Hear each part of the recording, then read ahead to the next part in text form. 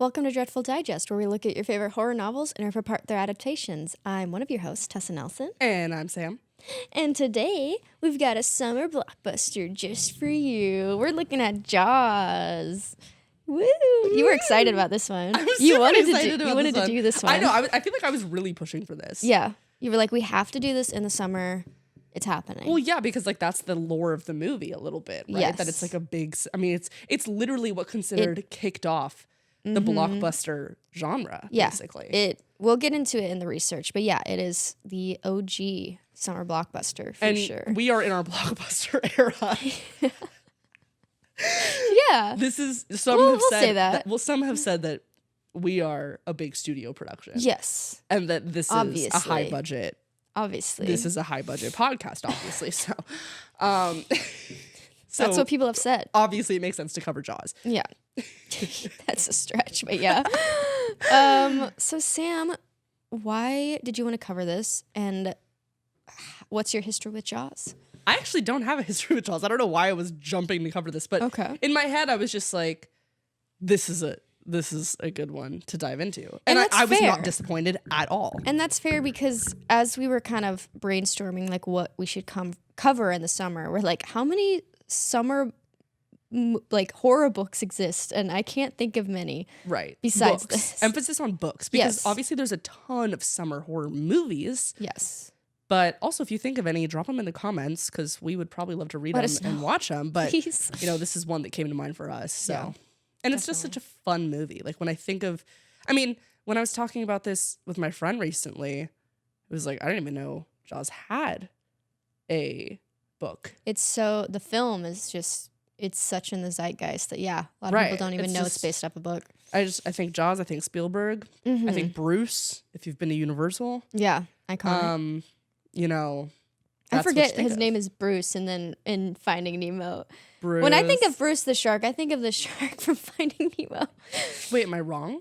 No, you're right. His name is, okay. That's the name they gave the shark in the film. Yes. The robotic shark, yeah. And then I guess that's what they named the shark in Finding Nemo. But when I think of Bruce the shark, my brain instantly goes to Finding Nemo. Yeah. But this versus that, which shark do you like better? Anyway, stupid. So what is, like, you said you don't have a history with Jaws. Sorry, I just didn't finish that sentence. Oh, okay. Yeah, I have no history with Jaws except for the movie. I remember watching the movie like with my dad, as I have watched I feel like I've said that about like 4 different movies on this podcast where it's like, yeah, I watched that with my dad on TV. But yeah, TV. that's I think probably it was on TV. I remember commercial breaks, so Ancient. It was ancient, forever clearly. ago. An elderly woman on this podcast that's watched television, linear TV. But yeah, that's, I don't know, but it's just such a classic. Like we said, it's a really popular movie. I feel like I mean, the musical theme is just so classic. John Williams. Yes, you know, it's just like, it's just a staple in American culture. It truly is. What's your history with Jaws? My history, I mean, this is my first time watching it ever. Oh, get out. I'm not No. lying. It's true. How? I just never got around Didn't to you go to watching film it. school? I know, we never watched it in any class. Actually, I don't think I did watch it for any class either. It's interesting. I'm such a horror fan, but there's a lot of like core horror movies that I've not seen. Well, I think that a lot of horror fans probably feel that way, except for, Really? you know, there's a lot of diehard people, of course. But yeah, there's like staples, obviously, that I haven't seen that I've just never gotten around to. Yeah. Also, it's weird to think of Jaws as a horror movie, but when I was more action adventure, right, but when I was watching it, I was like, this is, and when I was reading the book, I was like, this definitely is. Oh yeah, But you just don't really make that. And I think the John Williams score definitely leans into the idea of it being less horror. There are moments in the score that I made note of personally where I was like, this is a Spielberg movie. Yes. This is an American classic, high concept. Like, this is, you know, it's a summer blockbuster. Yeah. So, and I think the music, like you said, plays a huge role in that. Yeah, because, I mean, music is such an important part of horror. It's what leads to the jump scares. It's what creates that dread in you. And when you kind of don't have that, it kind of affects the visuals. Because I mean, you've seen those clips where it's like it's a creepy horror movie and then they have just a random song playing. Have you seen the Seinfeld Twin Peaks? No. Where they play Seinfeld clips, but have you? Oh my gosh, I'm gonna put you on. They play Seinfeld clips, except they take out the laugh track and they put Twin Peaks music over it. Oh, it's creepy. It's not like, I guess I'll show you after. It is wild how it changes the tone so drastically. Yeah. But Music, but there's also so better important. examples than what I just explained. Yeah. Yeah.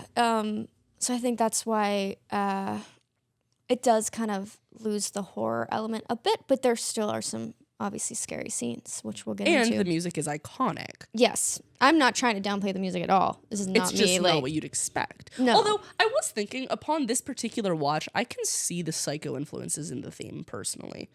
How so? I don't know. For some reason in my brain, I was just like, this low key, like, to me, sounds derived.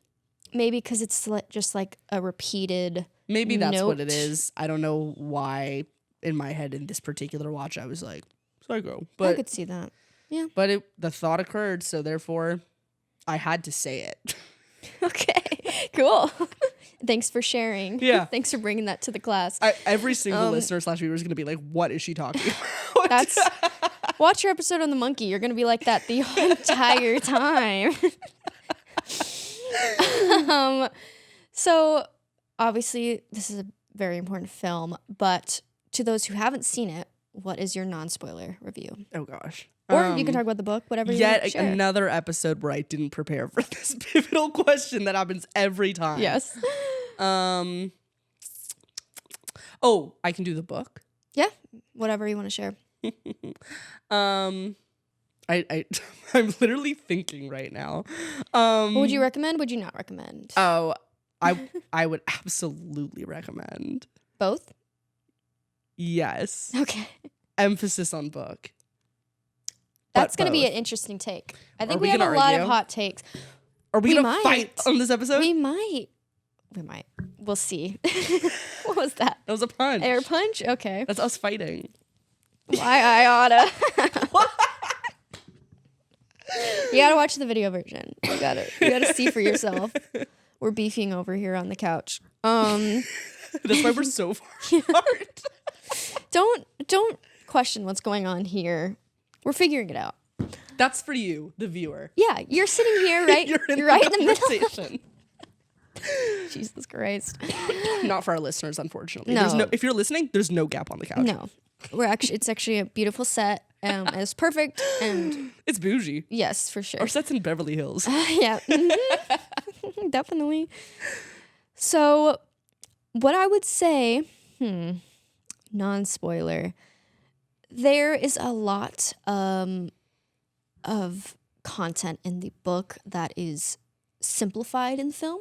So if you are just familiar with the book and you're going into the film for the first time like me, you'll be like, well, why isn't this in there? Why isn't that? Why, there's a lot of... Did you read the foreword? Is there a foreword in the version that you read? I didn't read it if there was. Okay. I don't know if this is the right time in the pod to bring this up, but I did read, there was like a foreword by Peter Benchley, who is the author, and did a pass the screenplay. Kind of helped write it, not a little bit. I think he did the first draft and then after that point. But anyway, there in my version, there was a foreword where he talked about being sat down by the two producers and then being like, okay, you're going to write the screenplay. I wonder if I can quote it actually, but basically they're like, okay, you can write the screenplay, but in our version, I want it to be a straight line. None of this political stuff, none of this romance stuff. And it's really cool. Which is the stuff I really like, and it's not in the film. But anyway. I do want to pull up the... Can we take 30 seconds for me to pull it up? Because I think it's good. Yeah. Okay. Yeah. I guess I'll finish my thoughts. Yes, go ahead. But yeah, like I said, I really loved the town politics and the love affairs and the stuff that is in the book that... I mean, it's taken out of the film, and it's a much more simple, straightforward story. And so because of that, I was a little disappointed watching the film, unfortunately. But I think it was a smart move for general audiences. Okay, I found it. This is what Peter wrote before the book, and I loved it. I thought it really set the tone and really made me want to read. Okay. He said, this is about him writing the screenplay and talking to the two producers. He said, I had never written a screenplay, but I had asked for and been given permission to write the first couple of drafts of Jaws. At our first meeting, rather than an exchange of pleasantries, Richard Zanuck said to me, I'm paraphrasing here, he says, this picture is going to be an A to Z adventure story, a straight line. So we want you to take out all the romance stuff, all the mafia stuff, all the stuff that'll just be distracting. You who have never read Jaws, you who have only seen the movie, I can see you frowning. I can hear you saying to yourself, romance? Mafia? What's he talking There's about? mafia. Where's all that stuff? Read on, please, and discover for yourselves. That's how Peter introduces it. That in got you Emerson. interested I read in that and the I book. was like, what? Yeah. I was like, I'm seated. Yes. So yeah, there's a lot of differences, which we'll get into. But those are my thoughts. I guess there was some disappointments in both. Oh, really? Okay. Yes. Yeah. Well, we'll leave it at that. well. Synopsis time? Oh, I forgot that was me. Sam is doing the I prepared. synopsis I today. prepared. Specifically for the book, right? Yeah, I just did it for the book. Okay. I mean, I'm assuming if you're watching this episode, like most people, you have watched the movie. Yeah. So for those who haven't read the book, this is for you. Yes. So, and also if in my summaries, I do them cover style. So this is going to go beat by beat. This is not going to be coherent. A shark swims in the ocean. They call it a fish for some reason. In my head, I was sharks like, are technically fish. someone fact check this woman. I looked way. it up. I looked it up because I was confused by that. I was like, is it actually a fish? It is. It is. He's like, he knows his stuff. So yeah, so this fish is swimming in the ocean. And then a young couple messes around on the shore and a woman decides to go swimming. Her name's Crazyyyy, and she's hanging out with her man. They don't know each other that well though. They're going on the beach. She's like, I'm gonna go for a swim. And I forget what he does. I think he just passes out. He's really drunk. He passes out. Yeah. When he wakes up, he can't find her, and that's because in the middle of the night, a shark came by, ate her foot, and then absolutely chomped her to pieces. It was that fish that was swimming around before. So this man calls the police. It's like 4 a.m, and Hendricks answers. Hendricks is a younger police officer who's doing the night shift, and Hendricks then calls his boss, Martin Brody, who is the chief of police in the town of Amity, which is a beach vacation town up in the East Coast near New York. So he's awakened by Hendricks, who alerts him to the missing woman. But Amity's a really sleepy town, so he's kind of like, I don't really think this is anything. Like, low-key, she probably just hooked up with somebody else on the beach, and that guy doesn't know about it. Drama. So anyway, but Hendricks and Brody go, and they report to the house, and they look for the woman. Eventually, while they're searching for her, Hendricks stumbles upon part of the woman. I think it's part of her mutilated corpse. Like her torso. Yeah, and just absolutely vomits on the seashore. Visually, that was crazy. And then Brody and the man come by and they're like, what? And then they also vomit on the sea. There's a lot of vomiting in this scene. They vomit on the sand. Such Gross. a good establishment. I Yeah. feel like it shows like how screwed up this is. Ooh. Oh, we have pizza. Yes. Okay. It's pizza time. Pause in the pod. Alrighty, and we're back. We just had a little pizza break, but let's get back to the synopsis, And shall we're we? back. So they discover Chrissy's mutilated corpse on the sand. And I like how right after the vomiting sequences when we're like, we're going to have a meal. Yummy. Yeah, so the police chief and Hendricks and the man Chrissy was with are vomiting on the sand. And Brody's like, all right, this thing is a shark. I think it's a shark. He talks at the corner. The corner's like, yeah, I think it is a shark. Yeah, it's a shark. That's what the corner said verbatim. Yes. And so Brody's like, okay, I'm going to close the beaches. And by Brody, I mean Martin Brody, who's the police chief. I might refer to him as Martin or Brody at any given time because both of those things are first names. And I'll probably call him Brody. Just Just the so one. y'all know. Okay. So Brody wants to close down the beaches, but basically everybody with any influence in town doesn't want him to, including his friend Harry Meadows, who is the editor of The Leader, which is the publication in Amity. And I just have to interrupt and say I love this character. I know, and he was significantly reduced in the film. He was. Like a lot of things. He's just a great character for a lot of reasons, but one of those reasons is because, oh gosh, he's so sassy. I love that he emotionally eats. I love he has so much like He's not gravitas. afraid to speak his mind Oh yeah, and so flip-flop on issues. and you have to understand if you're a resident of Amity, you are not a rich person. The people who live in Amity are not they distinguish themselves significantly by class specifically, which is a huge point in the book. Class is so important. Yes. In the foreword that I mentioned before that Peter Benchley writes about, I think he mentions that like Fidel Castro at one point referred to the class conflict in Jaws as like a metaphor for I don't remember exactly what, but he talks about it in the foreword about the political implications of the class distinguishes in this town of Amity. He would reference this book. I know it was Whoa. influential in 1974. So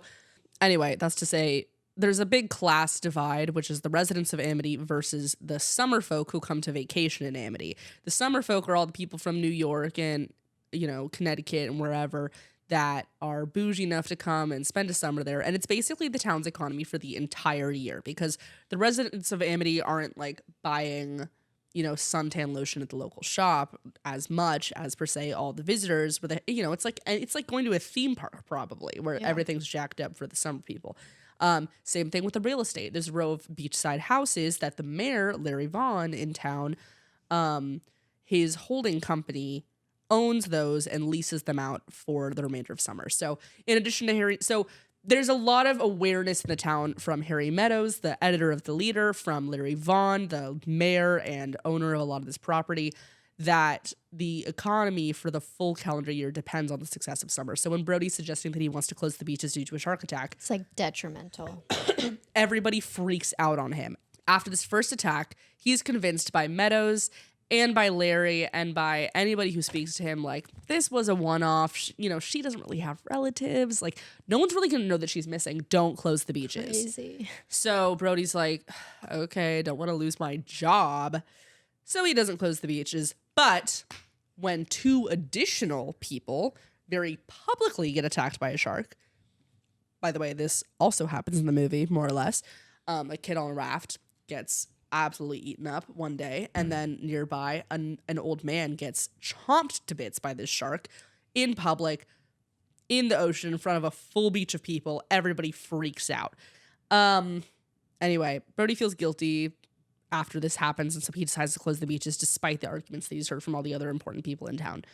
And around this time also Harry Meadows invites Matt Hooper, a crazy character in this book. Oh my gosh, he's gonna sweep you off your feet. Matt Hooper is so suave in this book. He is a fish scientist. I can't pronounce the actual word that they use in the book. It's like, can you say it's like it starts with an I-C? I don't know. I don't remember how they say it. He's an oceanologist. Specifically he studies fish and has a fascination with sharks, and so they invite him to town because he's an expert to assess the shark situation. Brody decides to open the beaches after being severely pressured in a meeting by the town's selectmen. This is also where he finds out that Larry Vaughn, who owns that property, has ties to the mafia. That's who's been funding his ventures, and he's basically wound up on their little finger. He owes them way too much money because they've been the one giving him the money to buy the houses. They won't let him pay them back, and so he's just stuck in this hell of so much debt. Did it have to do with his wife being sick and he needed funds? And that was where it started. Right. He needed a small loan, but then they wouldn't let him spiraled. pay back, and then they just kept giving him money, Right. and then he was in like hundreds of thousands of debt. Yeah, and they want to open specifically for 4th of July weekend because that's like a big Sorry, money I forgot to maker mention that. for So them. Yeah. yes, like it's all of this is like centered around like, well, we have to keep it open for 4th of July, and that is also in the movie. So anyway, Brody decides to open the beaches because the selectmen are like, open the beaches because the economy's gonna die, and also we're gonna fire you if you don't. And then he's like, you know what? I don't care if y'all die. Yep. Basically, like this is your fault. Like okay, And what? And what? And what? And what? My wife cheated on me. And what? He isn't sure about it, but he's pretty sure. Yeah. And it doesn't help that every woman in town is obsessed with Matt Hooper, including Larry's secretary, who's like, see him in put the a good movie. word in for me. Yeah. Really? I like the actor who played. Yes. Okay, we're gonna come back. I disagree with you, but What? we're gonna come back. Are to you that. kidding? That is not how he's described at all in the book. No, but I still liked how he looked in the movie. Whatever, we'll come back to that. But anyway, not how I envisioned him. He's supposed to be over 6 foot. He's like a little shorty in the movie. I don't mind. Okay, I don't mind a short we're gonna king. circle back to this. You don't mind a short king. So then there's a shift in public opinion where instead of being afraid of the shark attacks, now people are coming to Amity because they want to see the shark. They want to see the killer shark that's killing people. And Brody's like, what is going on? Like, why? Like, so in a way, the economy didn't really have that many problems because that in my personal opinion, but that's not a part of the story. I'm just injecting that. Okay. So after another sighting, though, of the shark almost getting a boy, Brody's like, no, you people are wrong. He closes the beaches again. And he finally decides to call Quint, who, I just love this. In the book, he's just Quint. In the movie, he's Mr. Quint.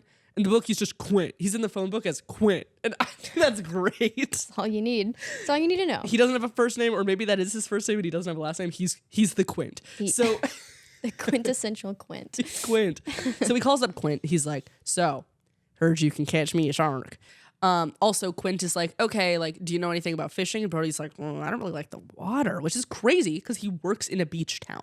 But he doesn't know. He's like, I don't know anything about fish or the water. So then Quint's like, well, you better get somebody who does, because otherwise, like, what are you gonna do for me, basically? And yes, so then of course the only person he can think of is Hooper, and so he's like, Hooper, will you come on this boat with me? And then Hooper's like, sure. And so they're beefing, but they all get on a boat together, Quint, Hooper, and Brody, to catch this shark for good. So men beefing on a boat, basically, for the third, which is the movie, basically. So anyway, but yeah, so the third part is, now we're in part 3. Yeah. They're out on the sea. There's not much to do. There's little moments that test each other's masculinity. Like when they finally actually do run into the shark, it is way bigger than any of them expected. Hooper calls it a megalodon. He's like, that is insane. That is the biggest shark I've ever seen. I've never seen a 25-foot shark. Anyway, Quint and Brody then continue to harpoon the beast. That's what I wrote. What an insane sentence. The beast. Quint and Brody continue to try to harpoon the shark until it eventually, I'm skipping over a lot of details here, but eventually it flings itself into the air onto the deck of the ship. Then the boat starts sinking. And I forget exactly how this happens, but Quint basically gets tied up, I think, with the shark. And after harpooning it enough, it sinks down below, pulling Quint down with him, killing Quint. The boat finally sinks. The shark is dead, and Brody has the only option to swim to shore.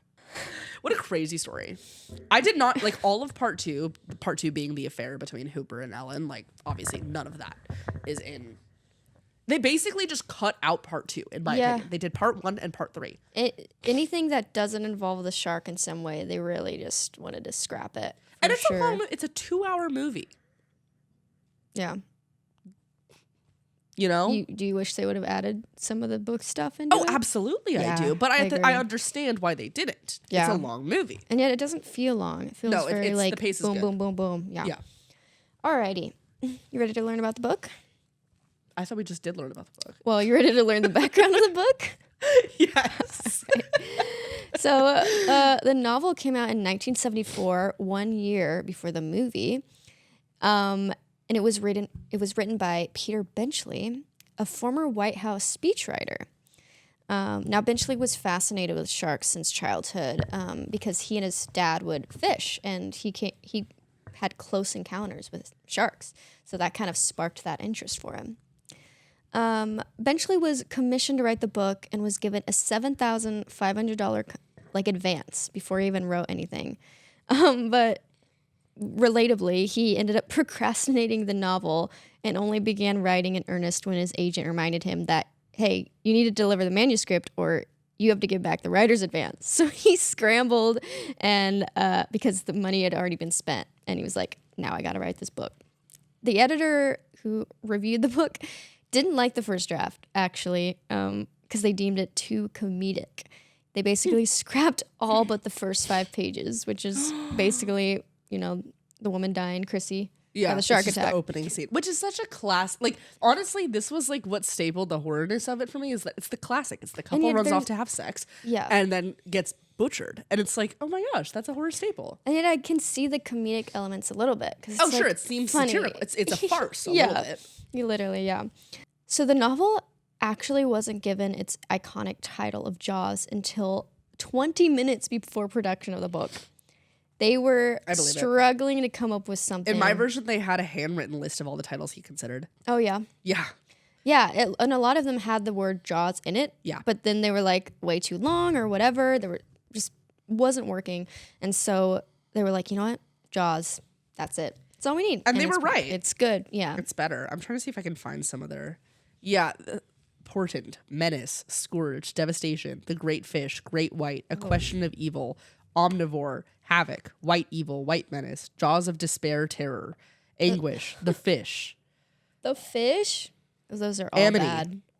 But I think Jaws is still better. Anyway, lots of different I don't title like any of options. those, so I'm glad they is went with this. iconic. Yeah. The novel ended up being a great success and it remained a bestseller for 44 weeks, selling 9.5 million copies worldwide. Even though it was such a great success, the reviews were mixed, with people citing that they didn't care for the characterization. Steven Spielberg even shared their sentiment, saying he initially found many of the characters unsympathetic and wanted the shark to, quote, win. What? Which makes sense because he stripped a lot of the characterization out of the film. He really did. Which that's a shame. is my problem with it. I feel because that is so interesting. I'm surprised to hear that. I thought the characterization was very strong in the novel. I know. I agree. Peter Benchley also has a cameo in the film. He is a newscaster reporting from the beach. Oh. Yeah. And like Sam said, he co-wrote the he's credited as co-writing the screenplay, but he did only work on He the did first a few passes. draft. Yeah. Okay. He was guaranteed that. He ended up writing 3 drafts before passing the job over to other writers. The screenplay is credited to Benchley and actor-writer Carl Gartlib, who wrote the majority of the final script and appears in the film as your favorite, Harry Meadows. Harry Meadows? Yeah. So you're saying my favorite as in my favorite in the book? Yeah. I do Not love in the Harry movie. Meadows. I was like, what? Yeah. Yeah. I do love him in the book. He's just great. Benchley later described his contribution to the finished film as, quote, the storyline and the ocean stuff, basically the mechanics, given he, quote, didn't know how to put the character texture into the screenplay. So. It is very different. Yes, definitely. That's all my research for the book. Moving on to the movie. It came out in 1975, directed by Steven Spielberg, with a score from John Williams. Spielberg was just 26 when he directed Jaws. That's so crazy. That's so young. That's so crazy. At this point, he'd only directed 1 TV movie, Duel, and 1 theatrical released, Sugarland Express. Yeah. Instantly just had a career-defining moment at that age. He's Is a genius, crazy. so it's like, yeah. I don't know how else to explain that. Mm-hmm. So Jaws is the first motion picture to be shot on the ocean, which notably had a lot of troubles. Yeah. You mean like a studio released movie, right? I'm sure people shot movies in the ocean. It's his first major motion picture. Okay, got it. Yeah. So like a studio. Yeah, probably. Okay. Famously, the mechanical sharks often malfunctioned, but there were some other delays, including unwanted sailors drifting into frame, cameras getting soaked, and the Orca sinking with the actors on board. The Orca is the ship that they use at the end. Yeah. Yeah, so obviously this led to a lot of delays, and they ended up spending more money than they intended. Yeah, I believe it. Using more like filming days than intended. I have tried to shoot something, I've looked into shooting something in the ocean, and it's like, it is nightmare. So there's just so many things all those things that you need to take into account. Yeah. It's so difficult. Yeah, I bet. Cinematographer Bill Butler devised new equipment to facilitate marine and underwater shooting, including a rig to keep the camera stable, regardless of tide, and a sealed submersible camera box. Which I think is, I don't do camera, but I think is more or less what we still do today, right? That makes sense. Yeah. Okay. Disembodied voice says yes. He says yeah. This is crazy. This is a crazy fact, but initially the film's producers wanted to train a great white shark, but quickly realized this was not possible, obviously. Stop. So 3 full-sized prop sharks were made. You have to admire the gumption. That just seems so typical of a producer almost. I have nothing but respect here. That's to even have the thought maybe we can train an underwater shark is hilarious. And when I say that, I mean like a stereotypical like producer, like not being involved with the filmmaking aspect and just kind of throwing ideas Shark out there. I just, oh my gosh. That. I mean, how would you even do the scene where it flings itself out of the water onto the boat? Like the shark would probably be freaking out. There would be some animal laws for being sure. abused. There's no way Yes, that's possible. But like, what an interesting thought. You know, there were some benefits from these delays. The script was able to be refined during production, and the unreliable mechanical sharks forced Spielberg to shoot many scenes from the sharks' POV. Which is cool. Yeah, I think that's smart. Also, a horror staple. We see that with a lot of other Exactly. horror movies. Mm-hmm. Yeah, I like the fact that you don't fully see the shark until later. I think that works. Well, it's also kind of benefit. true to the book. I mean, Yeah. the first scene of the book is from the shark's POV swimming. Yeah, and with the boy. Yeah, you Yeah. get that's how it's done in the original source material. Makes sense, yeah. As we mentioned at the top of the episode, this is credited with inventing the summer blockbuster. It was the highest grossing film of all time until the release of Star Wars 2 years later. Before this movie, summer was typically a time where they would just throw random movies out because it wasn't like considered a profitable time. And then this movie kind of changed that. So now it's like what January is seen as, the beginning of the year is seen as less. I feel like MLK weekend is considered the first like some because of the holiday. There's like important movie releases sometimes. Yeah. That's the first time of the year that you'll see that. But now the summer season. Well, and then the next is like summer, and then following that, I probably Oscar season, like November to Christmas window. Mm-hmm. Yeah, that makes sense. Yeah, January is where they just drop the random movies because it's not that popular of a time for people to go to the movies. Jaws has 3 sequels. Have you seen any of these? I didn't know that until you just said that. Good. Apparently they're bad. Who directed them? Not Steven Spielberg. We would probably know about them if they were. Yeah. No disrespect, but Jaws also has won 3 Academy Awards, including Best Film Editing, Best Original Dramatic Score, and Best Sound. Spielberg later said that without Williams' score, the film would have been only half as successful. And according to Williams, it jump-started his career. wow, what a nice collaborate there. I That's- know. I mean, Cute. obviously, in watching it, it's iconic, but that's nice to hear that that's what they said. Yeah. And of course I need to talk about the musicals. Oh my god. I didn't know there were Because musicals. that's what I care about. There's a Jaws musical from 2004. And there's another one called Killer Shark, the musical from 2006. And another one called Bruce that came out in 2022. And it's based on the difficulties of the Jaws production. Wait. What? Yeah. I had seen Wait, why do I images wanna from see that Bruce? one. I've seen images of that one. The other I ones must I didn't know see about. that. Yeah. Somebody must I have think a it's out. recording of this. There's probably a bootleg, probably. Not that I watch anything illegally ever. No, definitely that's not. good to know, though. It exists. That's cool. I'll look it up, though. Yeah, so that's all my research for Jaws. Wow. It's time to get into the bulk of this episode. Oh my gosh, I'm so excited. There's so much to talk about. Starting off, I think we should talk about how the film tones down a lot of the cursing and adult topics of conversation that happen in the book. I would say if this book was accurately represented on screen, it would probably be rated R. Without a doubt. Yes. Without a doubt. The film version is PG-13, I believe, or PG. Yes. What's the lore with PG-13? PG-13 came around for what? Indiana Jones? I don't remember There is some history behind it, but yeah. Well, isn't that like another Spielberg thing? Yeah. I might be wrong about this. Actually, I feel like Jaws might be rated R. I mean, listen, the explosion at the end of Jaws kind of warrants it to be rated R. Let's check. PG. It's okay. Yes, I was right about it. Okay. Yes. Well, that's a choice. So that's already, off the bat that there's a lot that was put on the cutting room floor for this one.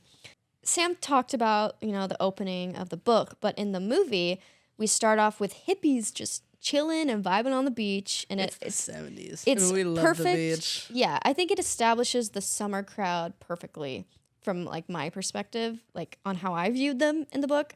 It like just instantly establishes the difference in like the youth versus the older characters. Yeah, we start off with a young man and a woman separating from the group to go swimming, but in the book, I mean, that's accurate, but they're part of this group that they're like staying in a rental house, and that's kind of, yeah. So in the film, or in the book, Lieutenant Hendricks is kind of more of a character. Hendricks. I love Hendricks in the book. He's fun. He's a good character. Yeah. I'm happy he lives. I know. He gets the call about the initial death in the book, but in the film, Brody's the one that gets the call. What are your thoughts on Brody? We want to talk about characterization. What are your thoughts on film Brody? Film Brody. Okay, first of all, this is a personal take, but if we were to remake Jaws in 2025 and recast Brody, I think it would be Michael Fassbender. Okay. I feel strongly about that. I don't know why. Just looking at him, I'm like, I just feel like Michael Fassbender could play that part. I could see that. Yeah. On another note, it's a very, very different character. I mean, one of the things that's, that's critical to his characterization in the book is that he's a local to Amity, that he's made of the fabric of the town, and that he's extremely connected to everybody in town. He knows who's neighbors to who and everything. In the movie, he is an out-of-towner. He is one of the, and it's a huge wedge in the book. The fact that his wife is an out-of-towner and he's a local to Amity, that's that class divide. Whereas in the movie, both he and Ellen are not from Amity. Yeah, there's in a way he ends up being like, it separates him from the other locals. Exactly, because they're kind of like, well, you don't really understand the way that we do things in this town. That's where the pressure comes from. Which is an interesting take still, but I did like having that divide between him and his wife. I agree. I thought both are very effective in different ways.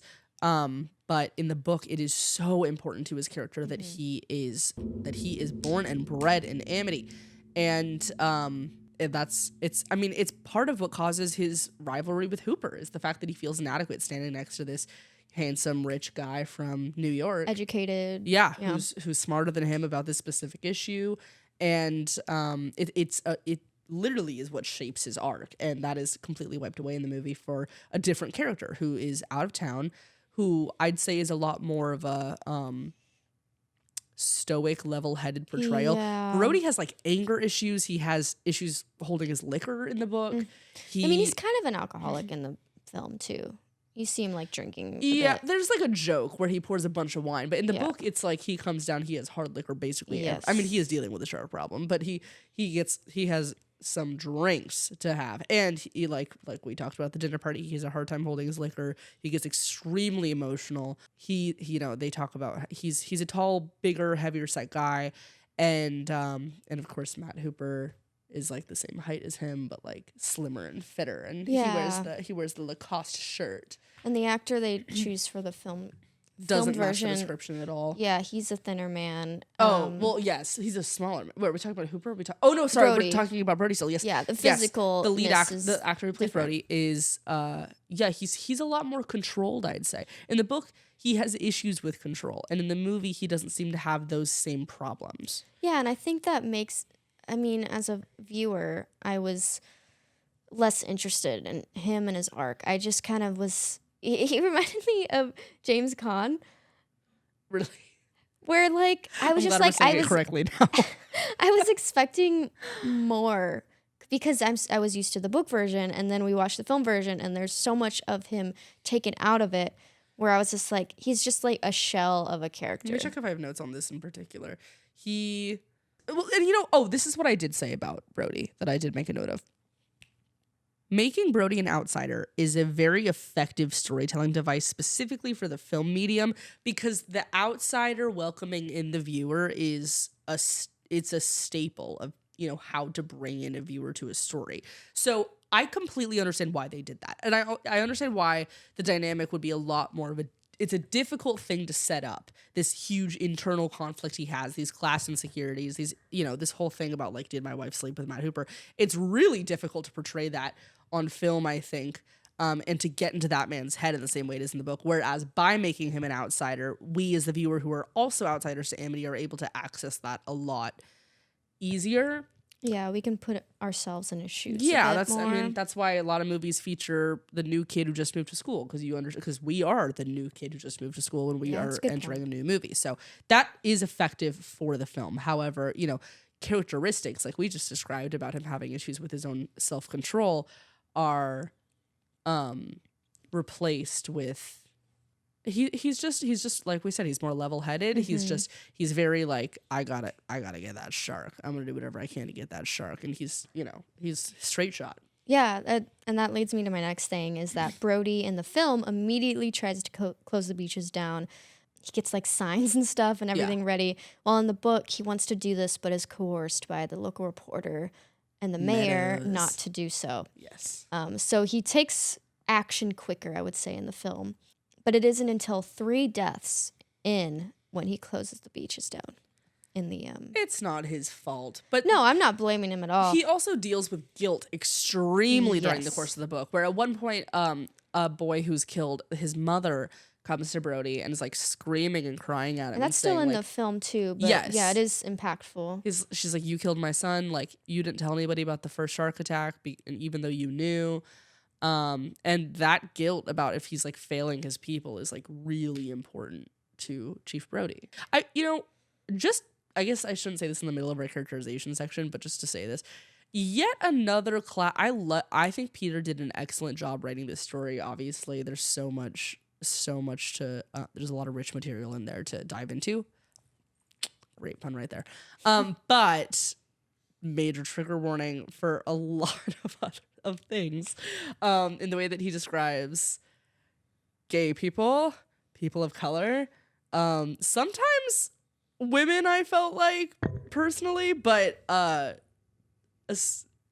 was struck by how he describes people of color in the town of Amity multiple times. Yeah, I mean, just thinking of the lunch scene, we're not going to get into the details, but if you know, you know. Oh, because yeah. like, what even was that?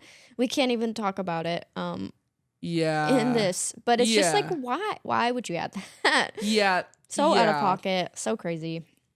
Anyway, just had the thought, so wanted to vocalize that, but let's continue. when you're getting into any horror book, really, basically pre-19 or pre-90s, maybe like maybe even pre-2000s. Yeah, maybe even pre-22. I don't know.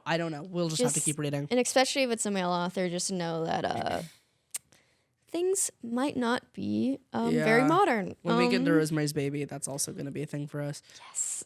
Which it will be out by then, but yeah. Go back to our Rosemary's Baby episode to figure out what we mean.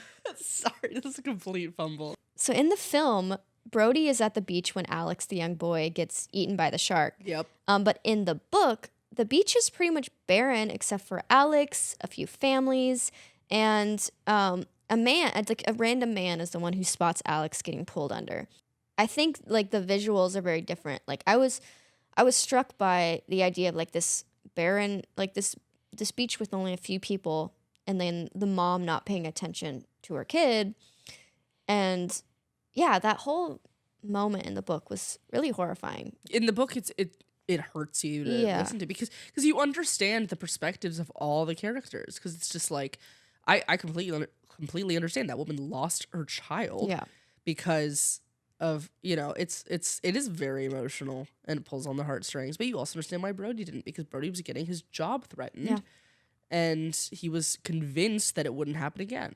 So, but we simply must talk about Matt Hooper. What do you want to talk about? Great character. He's fun. I think he's fun in both. I like him in both. I have to say, I was really surprised that he died. Let's jump into the end. I know. Oh wait, you already talked about that. Yeah, it's okay. In the book, he dies, but in the film, he lives. Yes, that's true. I was really surprised that he died in the book, but there was a satisfaction that he died. I kind of wanted him to die. Really? Yeah, a little bit. I felt for Brody. I was like, this guy sucks. And he slept with Brody's wife. It's just kind of like, well, you're putting yourself in that shark cage, even though everyone's warning you not to.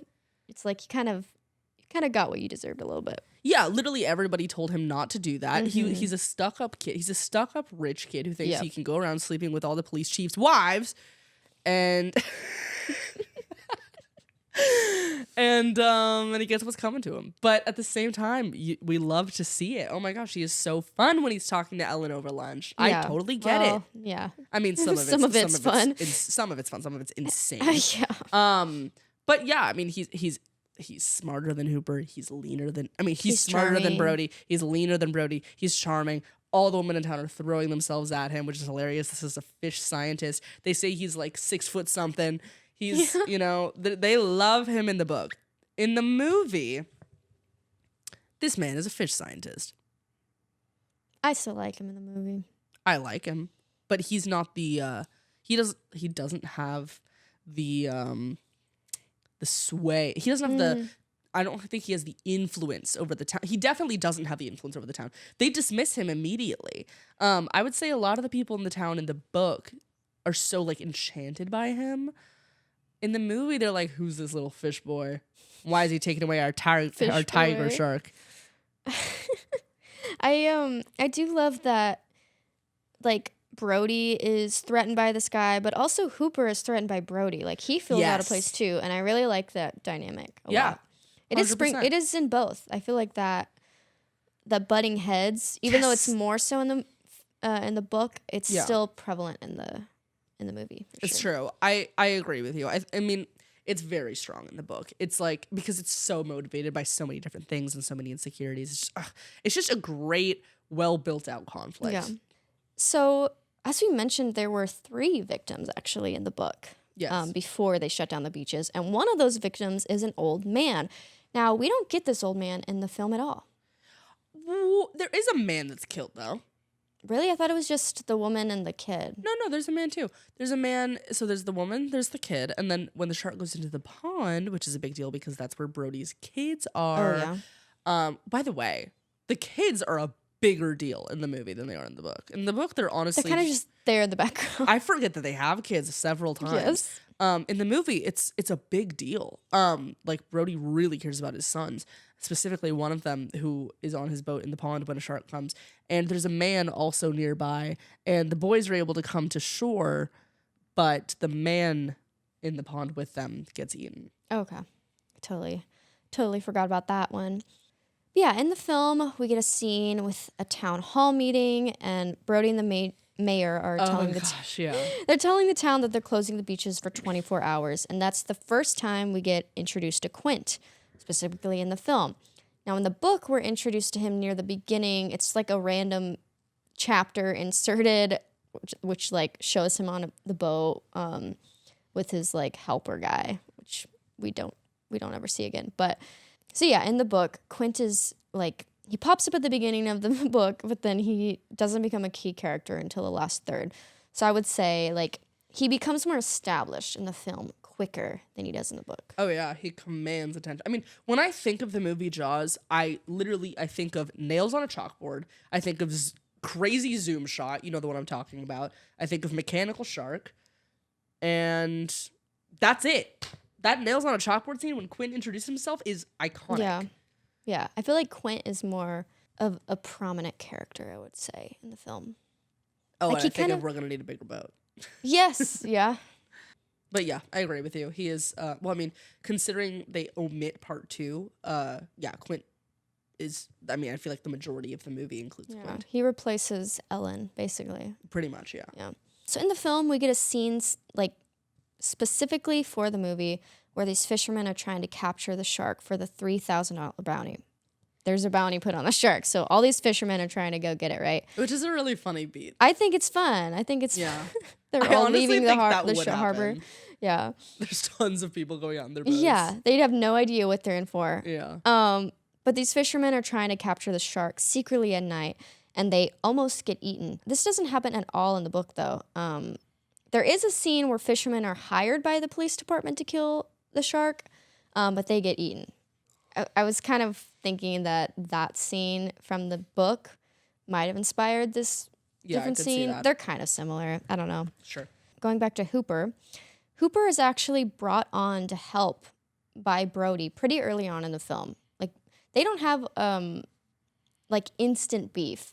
They're kind of friendly with each other at the beginning of the film. Hands. They're like, "What's up, my man?" Yeah, there's not instant tension like there is in the book. And Hooper is actually there. He's reviewing the woman's corpse. And so I think that friendliness is important to note. Meadows is also more of a character in the book. And what a great character. He's fun. And he's a confidant to Brody who knows everyone's business in town. I think it's sweet. Yeah. I think their friendship is sweet in the book. Although I will say, when they get lunch, Brody orders an egg salad sandwich with milk. Oh yeah, Isn't that? I was that's like, just a that's 1970s meal. gross. That is disgusting. You know what I mean? I don't like those two things together. Well, I hate it. men drinking milk.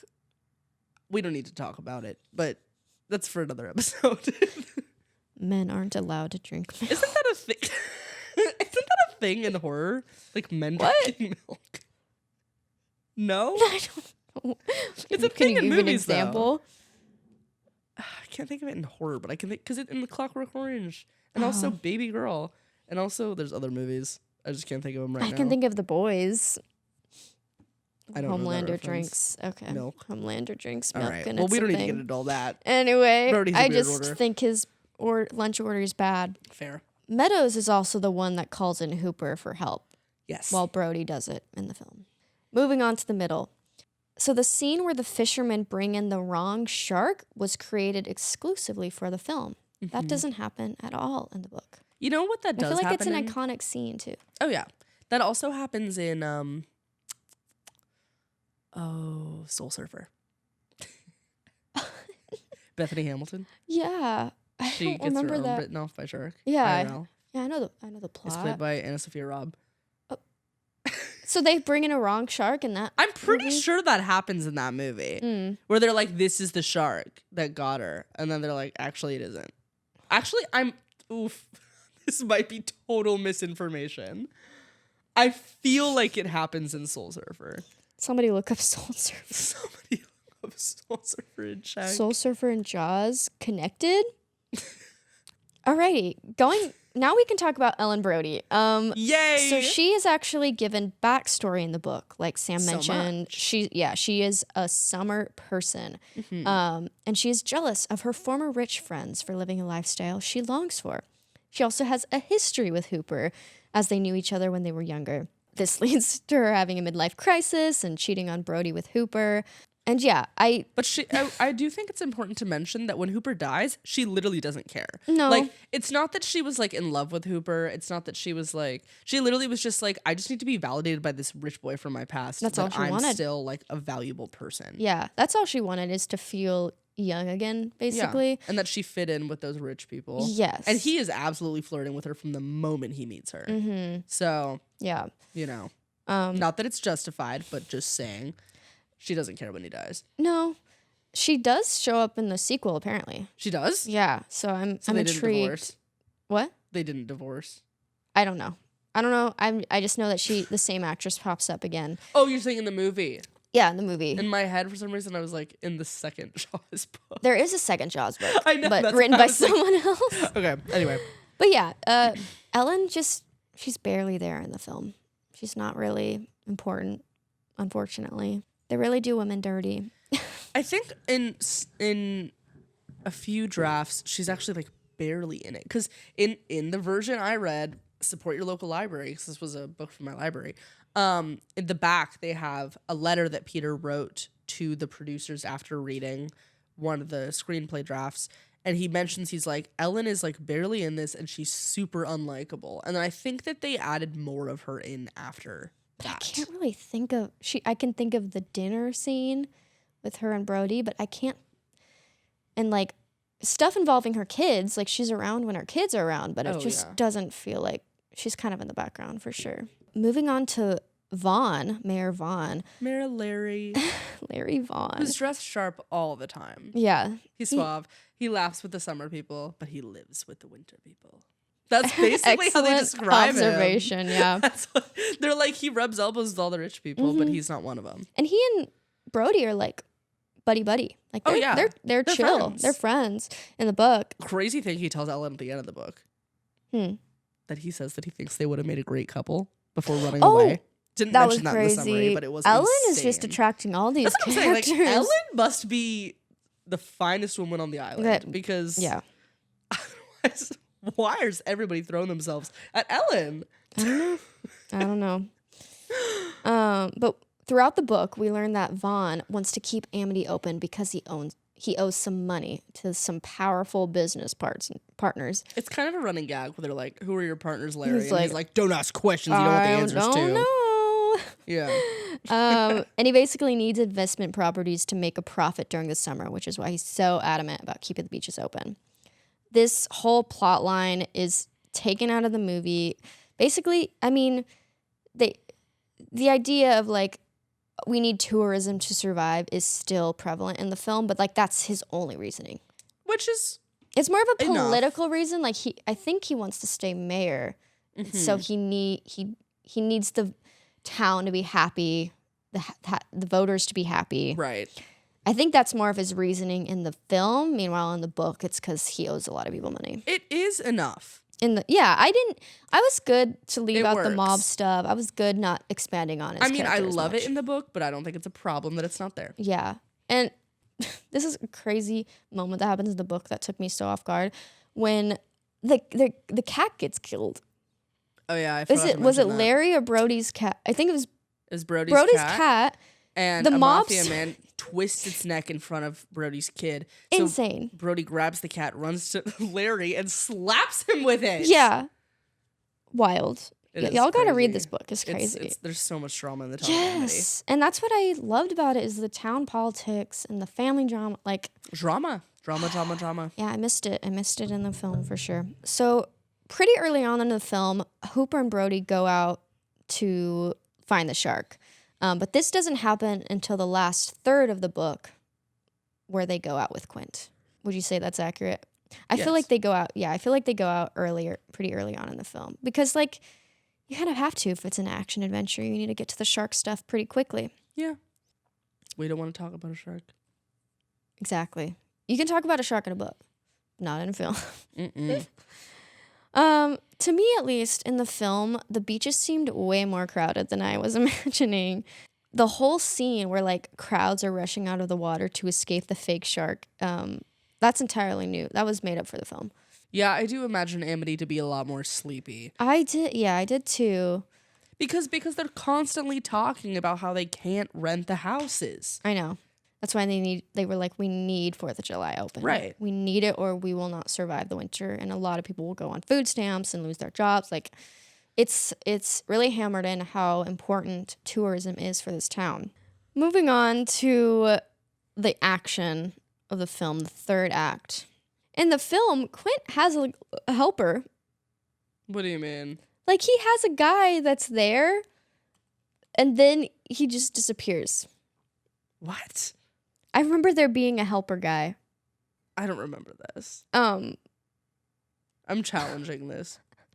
I don't remember this. I remember a guy because I specifically wrote this down because in the book, he made a point that his last I don't know what the boat terminology here is. His last sous chef got scared. Yeah, well, he died. What? I thought he got scared and didn't want to go out anymore. I thought he... I don't remember. Yikes. Okay, well, anyway, the reason in the book he doesn't have a helper anymore, which is why they need Hooper to be on to help. But I thought Quint had a helper in the film, and then he just dipped or was no longer in the... Whatever. It doesn't matter. For me, and we can talk about Quint a little bit, but he seemed much less competent in the film. Less competent? I feel so. Like, he was trying to use a fish pole to capture a shark. Here's the thing. He was powerful in the book. He stood on that boat. He did not care what anyone said to him. He was sharp with it. Yeah. And he could run circles around both of them. Yeah. In the movie, and I did make note, I was just looking at my notes about this, because in the movie, he has this whole backstory about being, I think, like a Navy ship going down that he was on, and a bunch of, like, hundreds of men being eaten by sharks in the water, and he was one of the survivors. And it gives him this, like, revenge edge where he's like, I'm destined to kill that shark. That I personally thought was interesting, but drastically different characterization than the book, where he's just like, I'm the best I'm the best shark catcher you got. Yeah, exactly. So pay me what I'm worth. Exactly. He's like, pay me what I want, and we might catch a shark. Yeah. And we're not gonna be out when it's dark, which is that's a big difference. Big difference. Not gonna be out when it's dark. Out a lot when it's dark. Yeah. In the movie. Which I think book Quint makes sense with that. I agree with book Quint. Yeah, it doesn't make any sense. Yeah. They lose their advantage by being in the dark. Definitely. Yeah, and he also has a lot of more tools and like bait. He uses bait to like attract the shark. He has a whole system. Yeah. He is an expert. He knows what he's doing. Quint, yeah. I mean, I still like Quint in the movie though. Yeah, he's fun. I think he's still right in the movie. Yeah. I think of the characters, I think Brody is the weakest in the film. I would just say he's so much more toned down than the book. Mm-hmm. So they're out in the ocean looking for the shark. But in the book, they don't actually see the shark on their first day out. Like, it takes them a couple days to find it. And they don't put a barrel on him like they do in the film. Which, honestly, I thought that was fun. Really? I don't remember them putting a barrel. They have bright yellow barrels that when they harpoon him, that they put on him. Okay. It is in the movie. Well, yeah, in the movie. But in the book, they don't use barrels. They do. Really? Yeah. Okay. Well, either way, I thought that was a smart idea. Yeah, I agree. Yeah. Brilliant. I would not have thought of that. No. There's a reason I'm not out catching sharks. Yeah. So Hooper dies in the book by going in that shark cage, like we mentioned, and he gets eaten, and we were low-key happy about it. But in the film, when he actually goes down in the cage to specifically poison the shark, not to take pictures of it, but to poison the shark as a last result. It's, and that is one of the things that makes him obnoxious in the book, is that you can just kind of tell that he does. I think in the book you can tell that he doesn't really care about the people of Amity, because he wants to take pictures of the shark that's terrorizing everybody. He just cares about the shark. He just cares about seeing the shark, which you understand because he loves sharks in the book, but in the movie he seems a lot more dedicated to actually helping the people. So he's a likable character. And that's why I'm glad he survives. Right. Because when the shark goes in and eats the cage, he manages to swim out of the cage and survive.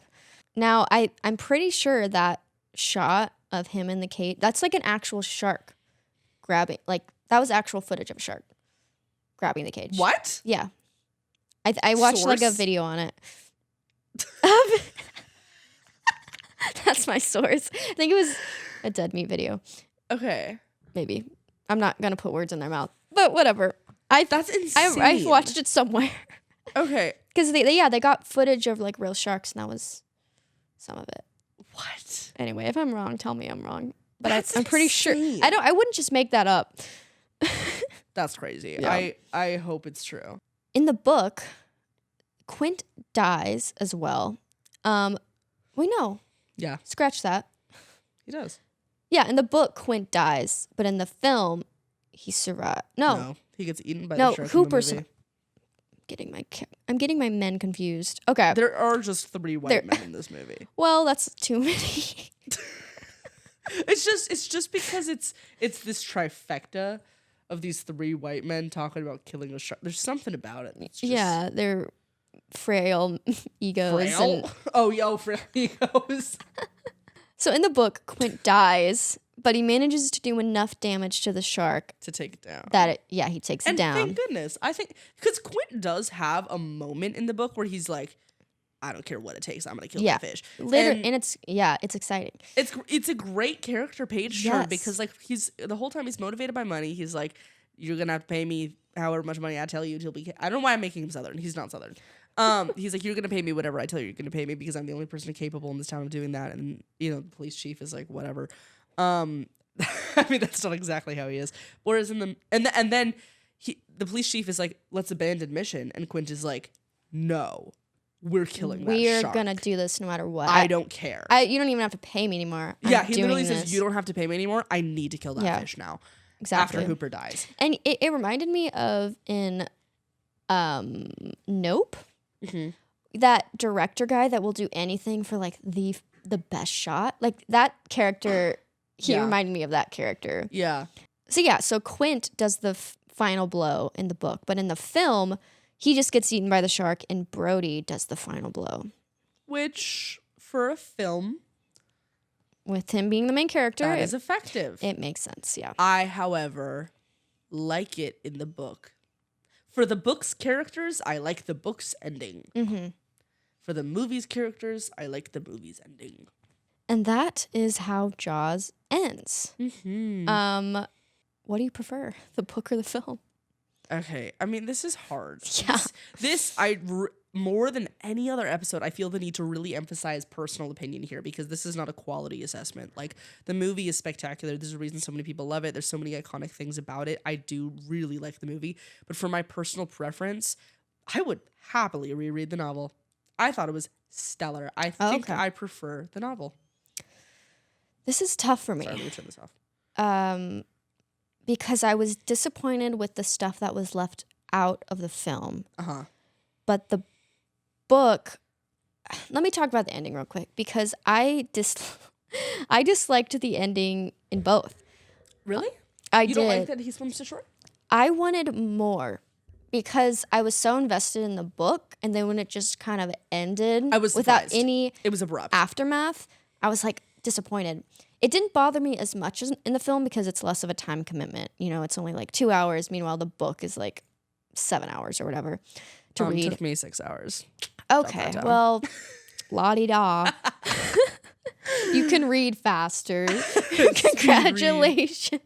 Barely. But yeah, I got so invested in the dynamics of the town and how the shark is impacting the town. And then for it to just end, I was like, Benchley, how could you do this to me? Here's what I will raise you. We start with the fish POV. Fish's main character. When Fish dies, story done. I guess. For both book and movie. It works for both. It just felt like it was wrapped up really quickly. And yeah. I agree. I agree with you ultimately. I also noted this to myself. I was like, it ends like... Yeah. And he swims to shore. And it's like, yeah, I was really invested in the book. And then that kind of, I think I dropped it a star in my rating because I was just like, man, you made me care about these characters. And like, now I don't know what's going to happen. I mean, I guess the town's going to recover and what? In your Goodreads rating? Yeah. Like, I know obviously the town's going to recover and blah, blah, but like, it's still going to take time. Like, you're going to have to build a reputation that this town is safe. And I'm just like, oh, I want to know the dynamics. Maybe I need to read Jaws 2. I also do want to flag the scene with Larry when Larry, after he's about to be run out of town, because there's a moment for our mayor where he's like, oh, the mafia is going to kill me because I'm screwed financially. Mm-hmm. He turns to Ellen and he's like, Ellen, please make me a drink. And she's like, okay, Larry. And she makes him a drink. And then Larry's like, I'm leaving town now. And then she's like, okay. And he's like, yeah, I need to disappear forever. And then she's like, okay. And then he's like, we would have been a great couple. And it comes out of nowhere. Yeah. And it's like, okay, thanks, Larry. Everybody wants Brody's wife. Doesn't happen in the movie. So ultimately, I think I prefer the book because I feel like there's so much more to grasp onto than the film. Mm-hmm. And it sucks because the film is so iconic, but I felt disappointed a bit. Yeah. When watching it. But I came into the movie expecting something else. I was expecting the book. And that tends to happen with me a lot where I read the book and then I watch the film and I'm like, oh, I wish this wasn't it. And it's like when we read The Shining and watching the film, I was like, there's so much from this family you're not getting into. Like, give it to me. And yeah. So sorry, Jaws fans, but I was not a fan. It makes me wonder, people in 1974 and 1975, like, who had just read the novel and then go and see the movie, like, what did they think? how did y'all feel about Were it? y'all disappointed? I'm hey, curious. boomers, listen, what you think? For our boomer audience Yeah. demographics. You know what? We do review a lot of books beyond our generation. We do. So there is the chance that our demographic is not our peers. Let us know. Let us know your age. Tell us how old you are. And your social security. Because we're not getting any of that. Drop your credit card. Or your mom's credit card. Oh my god. For legal reasons, that's a joke. This versus that. Amity Island for the summer versus Overlook for the winter. Are you kidding? Amity for the summer. Yeah. What? A beach town? Where there's hot and steamy romance A killer around? shark. I just won't go swimming because I'm not an idiot. Like the summer people. But you would be a summer person because you're going in the summer. No, I'd be local. that isn't a choice. I did not say Amity Island as a local. Okay, fine.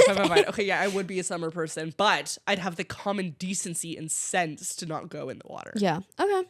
Yeah, definitely Amity Island. I don't want to deal with I ghosts want to be and snowed in. goblins and A demon house that wants to kill me. yeah, No. I'm good. I'll pass. So would you rather work for Book Quint or Movie Quint?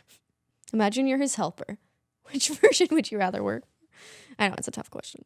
Movie Quint, because Book Quint has way too many fish guts on board.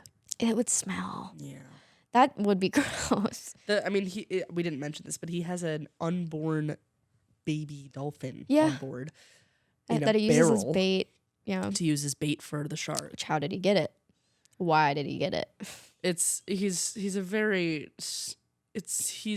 admits to fishing illegal things in the book. Just for funsies. Yes, yeah. because he can and he believes he's above the law, basically. And don't get me wrong, that's great characterization, but the question is, who would I work for? And I would rather work for the man that doesn't have a dead unborn dolphin on board.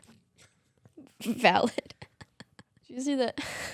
Never mind, I'm not going to mention it. What? The Charlie Kirk clip.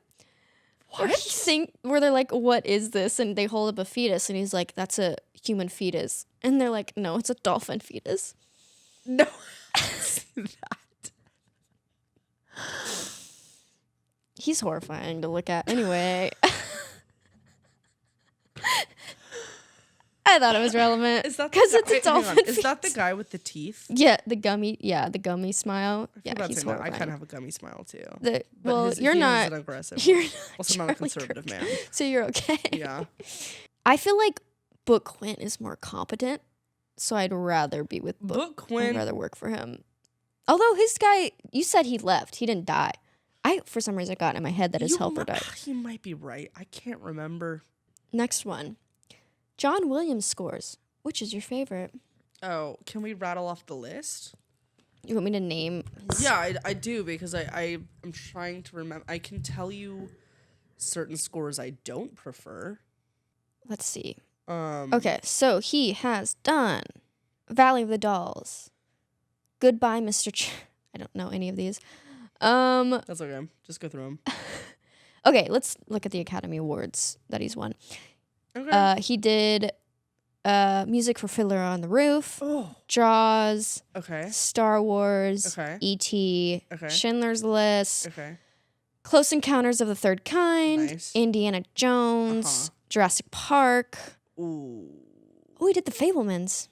Yes. Superman, Harry Potter, Home Alone, Catch Me If You Can. He's done a lot. Catch Me If You Can actually is my favorite. Catch Me If You Can used to be one of my favorite movies ever, and I loved the score so much I printed out sheet music when I played piano, and I learned how to play some of that music on the piano. I will say some of the most iconic stuff from that list that stood out to me: Jurassic Park, Indiana Jones, and Harry Potter. Mm-hmm. Those are the three that I think oh my gosh, so powerful. So is Jaws, obviously, too. But I think in terms of melody that pulls on my personal heartstrings, those four, Catch Me If You Can is number one. If you haven't seen that movie, go see it. Yeah. I mean, he did scores for the most iconic films. I'm very fond of the Harry Potter albums. I listen to those when I'm studying. They bring out so much emotion in me. He did only do, I think, the first one. He did it for the Harry Potter films from 2001 to 2004. Oh, okay. So he did for the first maybe few. First three. Okay. Yeah. So, but still, just so. He made the theme. One of my favorite score. Yeah, my favorite theme, favorite scores. Another genius. Yeah. That's all my this versus that. Wow. I don't know what our next episode is going to be, but you'll find out in due time. Follow us on @DreadfulDigestPod on Instagram, TikTok, and Facebook. Thank you for listening to our episode. Bye.